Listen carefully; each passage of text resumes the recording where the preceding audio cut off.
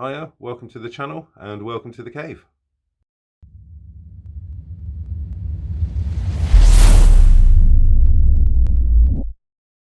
So this video really is just a test. The unit isn't quite finished yet. There's some wall units and stuff that have got to go up over there for storage. There's another unit that's got to go against this wall for storage. That side is pretty much all done. There's a few more things that have got to come in for there though. So basically, while I've got to wait, I thought it'd be an excellent opportunity to test some light setups and sound checks and kind of get an idea for if there's going to be any major issues in editing the videos before I start. So basically that's what this is. So for this video, I'm just going to be going through some of the things that I've bought or I've been given that we're going to be painting in future episodes. So these aren't going to be in the order in which I'm going to be painting them or the order in which the videos will appear on YouTube. I've basically just taken a selection of boxes, one of each, or maybe more than one of each, from the big pile of plastic that I have to paint. So I'll give you a quick idea of what we've got coming up. So first of all, Blood Bowl, one of my favourite games. We have the last season and the season 2 versions that we can paint. I don't know how season 2, I've got the game, I've not actually played it yet, how it varies in its team structure compared to what you get in the box. So for example, as an Orc player with the previous version, if I wanted to run 4 blitzers and 4 blockers, which is quite a common loadout for Orcs, I would need to buy 2 boxes of miniatures because the boxes only came with 2 blitzers and 2 blockers. These will be available on eBay once they've been painted, unless I really like the Orcs, in which case I might keep them for myself. But if season 2 is the same as the previous version, where you may need to buy more than 1 box in order to complete some of the most common layouts for your faction, then what we'll do is we'll buy 2 boxes, we'll paint up both boxes, and we'll put the whole lot on eBay for sale, so that you get everything. You can basically, you should be able to make out any loadout or any team structure that you want through 2 boxes. Some teams you only need 1 box, other teams you're going to need 2. So whichever way it is, we'll get those and we'll paint either 1 box or 2 boxes, and then we'll put them on eBay. So if there is a team that you want, a team that you're interested in a color scheme, stick it in the comments below. We'll see if we can make that happen for you.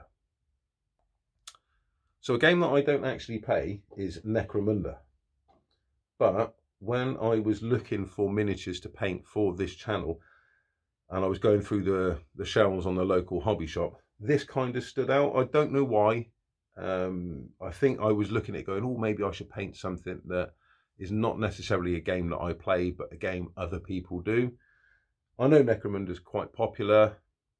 Escher Gang, I'm going to paint them in the box colours, unless you've got any better ideas, in which case leave them in the comments below. But there is nothing stopping me from getting another box and painting a second one in the future. So there we go, an Escher Gang from Necromunda. So a game you may not have heard of, Ninja All Stars. I've only got into it because it's a game that's played at my local club. It is a lot of fun. We will be doing some battle reports on it. I've painted 2 of the sets that come with the original game, and these clans are kind of like add-ons that you can get for it. We've got 3 to paint. The Clan Kitsune was the most difficult to get hold of. This is actually, I think, a French version. The models are the same, it's just a data sheet that's different, but trying to get hold of this in English was an absolute nightmare. So we've got 2 other clans to paint. There's another one is mine, and the other, I think it's Clan Ica, is my partner's clan. We've got those to paint, and then we're going to have a game with them. So other than the smaller skirmish games, one of the big games that I enjoy playing is Age of Sigmar. So what we have is we have a Stormcast Eternal on a Star Drake. Bear with me a second, because you think I'd remember this. A Drake Sworn Templar or a Lord Celestin on a Star Drake. I have wanted this model for a while. I really like the model, would go well. I don't know if it'll go well. I just want it in my Stormcast. There's another Stormcast, is it Celestine? And there's also an Orc model that I want as well, which is something on a Maw Crusher. I have a problem, well, no, I don't have a problem with these models. I think I suffer with a mindset that a lot of painters suffer from, who are either at my level or around my level, so novice, beginner, that kind of thing. You really want these on your table. You really want to be pitching these because they're such cool looking models. But you look at it and go, there's no way I can paint that to any decent standard. And you're almost intimidated by the model. You know, painting a Space Marine or a Sig Marine or whatever is one thing, but the amount of time and effort putting in to make this look good, because this should spend a lot of time on the table. Certainly, I've avoided buying one just because I don't think my painting's good enough for it.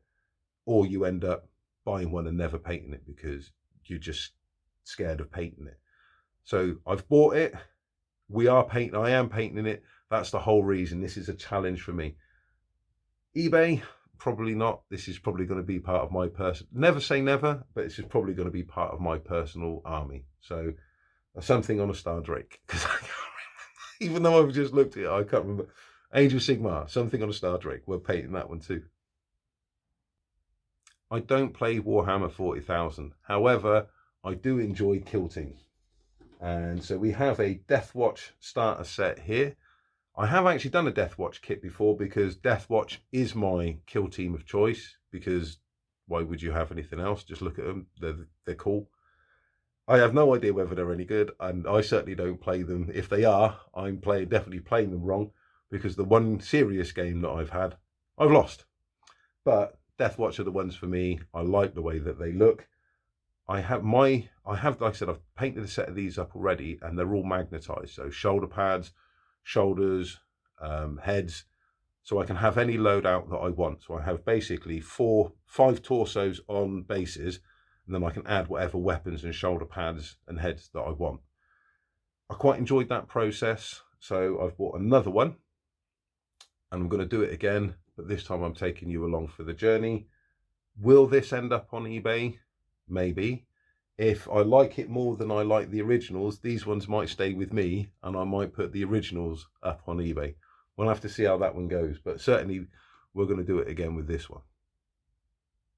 As I said, I don't actually play 40k, but that doesn't mean to say that I don't enjoy painting 40k, and especially the Deathwatch. So again, this is for me a combat patrol, Deathwatch combat patrol. I mean, look at them. Why would you want Ultramarines? Why would you want Blood Angels? They're just the coolest. I'm not going to play with these. Well, I doubt very much I'm going to play with these. This is a personal paint. This is a pleasure paint for myself. I'm probably never going to play them. In fact, what I may well do is end up making a diorama to put them on as permanent storage. I don't think I'm ever going to play. I've no plans to play 40k. But if I did, I'd play Deathwatch. And I don't care if they're good or bad. I just like the way that they look. But forking out for another army at the moment, it isn't viable. But that's a pleasure paint for myself. Now, having the Deathwatch as a pleasure paint, I kind of felt a little bit guilty that maybe, you know, I should paint something else for everybody else. So let's have some Smurfs. Again, Combat Patrol, Space Marines. As it stands, the plan is to paint them as Ultramarines. That can change. I said, I don't know if this video is going to make it live. If it does, if you've got any other ideas or any other chapters, put them in the comments below. I may listen, I may not. I know it comes with all the transfers for the Ultramarines. Having watched sales on eBay, Ultramarines tend to be the ones that tend to go the best. This will be available on eBay afterwards, so... But I'm open to suggestions. Let me know. At the moment, it's gonna be Smurfs. But if you've got any ideas, let me know, and we'll look into it. As I've already mentioned, I try not to get into too many new games, because if I get really into it, I'm gonna want 2 or 3 armies, and I'm gonna want this, and I'm gonna want that, and then it starts getting a little bit out of control. This is extremely true of a game called Bolt Action. The first time I saw a battle report for Bolt Action, I can't remember who it was, but I was absolutely hooked. It looked an absolutely fantastic game. Really wanted to try it. Knew it was dangerous ground. I've avoided it. I've been to a couple of conventions, and either Warlord Games have been there, or there's been a trader there that's got a lot of bolt action stuff, and it's so difficult to leave the wallet in the pocket when you just see lots of things that you want to buy. I've managed it until a friend of mine really put me up against it, and he moved home, and he's moved out the area, and he was obviously offloading a few older items or items he was never going to get around to painting or playing. And one of those happened to be a box full of British Army bolt action figures, which he gave to me. It's not complete, and now that I've got them, the kind of brain sort of went, I guess it kind of treated that as an easy get out of jail free card. Now you've got an excuse to play. See? So I gave in, and we have not only the box of parts that my friend gave me, but I've bought a British 8th Army starter box set as well. So I've never played bolt action. I've seen some battle reports. I've kind of sort of seen a bit of a game being played, but never didn't have a chance to follow it all the way through. So I think the bolt action thing is going to be, we're going to build this, paint it. We're then going to have to build some sort of terrain or some sort of battlefield that we can fight on, and then hopefully we can start getting some people in. If all this nonsense and restrictions have been lifted, we can get some people in and we can start having some bolt action games. And yeah, so I tried for the longest time, but honestly, when he gave me the box full of English soldiers, I was just, okay, give in, mate. It's a sign you are destined to play this game. I'm really looking forward to this series. So yeah. Oh, and with that, I actually got, let me get that out of the way. He gave me this as well. No, I didn't know he was a modeler, and I don't actually think he is. But this he bought for bolt action. I think if I remember right, he says it's a bit too large to be the correct scale, but it's not so bad. I don't actually know if that's true. I got given it. We'll paint it. We may well get the bolt action genuine Cromwell. If they do one, again, you'd think I'd check this ahead of filming. If they do one, we might get the bolt action one, and we'll build and paint both, and we'll just see. And is it? I don't know. I don't play bolt. Well, will we? I don't play at the moment. But can you substitute bolt action models for these aftermarket, non-specific? How bad is the scale? Can it be done? I don't know. We'll check that out as well. So that's a selection of the stuff that I've got for the channel. Either I've already got it or I've purchased it specifically to paint for the channel. Now I did it was actually my first commission to a friend, and I painted, I think it was 12 or 13 Mandalorian and Sabine Wren. Great fun to paint. Sabine took me ages. I took so much effort into that model. I think it looks brilliant. He's over the moon with it. He's so happy with it. He's asked me to paint some more miniatures for him, but he's kind of up the ante. So we've got these two, which are, this one is, well, this is Lord of the Rings, the strategy battle game, which I don't actually play. And we have however you pronounce that, Guahir, I don't know, the Windlord, the Big Eagle. We've got that one to paint. And like I said, these are actually Forge World. These are actually Forge World models, which I didn't know until I'd actually opened them up. And inside is a leaflet that says Forge World. Never painted Forge World models before. I've heard some horror stories, but those are more based around the larger models. I don't know how these are going to be to paint, but we've got that one. We've got the Windlord, and is that Dan Ironfoot, Lord of the Iron Hills? We have him to paint as well. Again, you're not going to see much in there. I've not taken them out. I've not unpackaged them yet. I won't do that until I'm ready to paint and build them. I tend to find that if you take models out of boxes, things tend to get a bit lost, especially if it's not something you're painting straight away. But the first model we're going to paint on the channel is this one. This is from the same guy, and this is what I mean by he's kind of up the ante. Not only does he give me Forge World models, but this one, he assures me, and I don't play Legion, so I've got to take his word for it, that this model is quite rare. It's very difficult to get hold of, or it's out of production. You can buy examples of it on eBay, but they've jacked the price up because it's no longer available.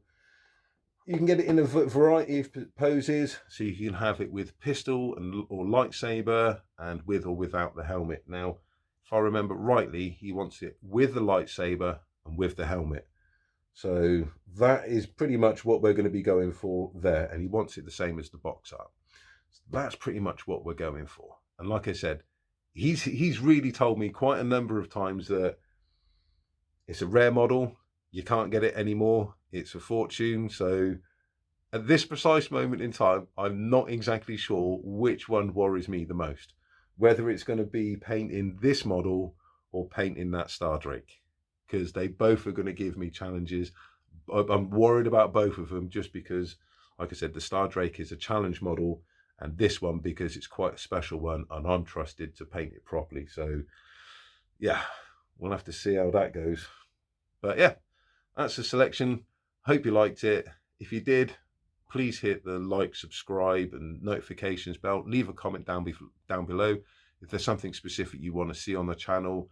Again, all feedback is welcome. Any ideas, all welcome. Leave them all in the comments below.